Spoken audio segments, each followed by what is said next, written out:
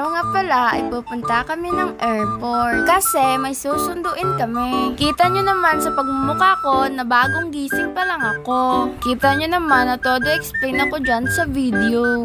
At yun nga guys, naligo na nga po ako dyan. Kaya samahan nyo akong mag-ayos. Naglagay lang pala ako ng sunscreen dyan sa mukha ko. Pagkatapos ay inayos ko lang yung kilay ko. Parang wala namang nagbago. Pagkatapos naglagay lang din ako ng blush on at ng concealer.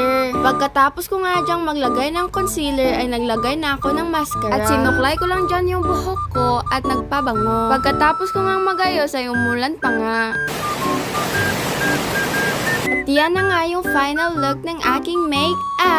Ay naman. At kita nyo naman na umalis na kami dyan. Diba? Ang bilis lang. Kita nyo naman na puro bukid yung dinaanan namin. Malaman. Ako naman tamang pa-chill-chill lang sa likod. Ang bata namin kasama ay nakatulog na nga dahil sa pagod. Pagkalipas nga ng ilang oras ay tumambay nga muna kami dito para mag-picture-picture. Kasi sobrang ganda ng view dito. At umalis na din. At may nakita nga kaming dagat dito. At lumanghap ng fresh air. At pagkalipas ng ilang oras, nakarating din kami dito sa Iloilo. Kita nyo naman na maraming building dyan. At namasyal lang nga kami dito sa may SM. Yan nga pala yung mga kasama ko.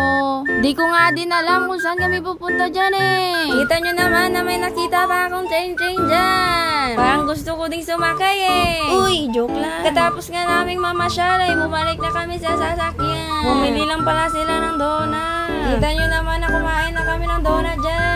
Pagkatapos nga namin kumain ng donut ay nandito na kami sa airport. Dito na nga kami naghintay sa parkingan ng sasakyan. Hindi ko namamalayan na gabi na pala. Kita nyo naman sa video na gabi na. At yun na nga guys, pagkalipas ng ilang minuto ay dumating na din sila. Nung dumating nga sila ay nagpa-Jollibee lang kami dyan. Tsa, kakain muna kami ha. At pagkatapos nga ng ilang minuto ay naubos na nga namin yung pagkain namin. Tumambay lang saglit at bumalik ulit sa sasakyan. Di ko nga naubos yung fries ko kaya tinake out ko na lang. At yun lang guys. Bye-bye!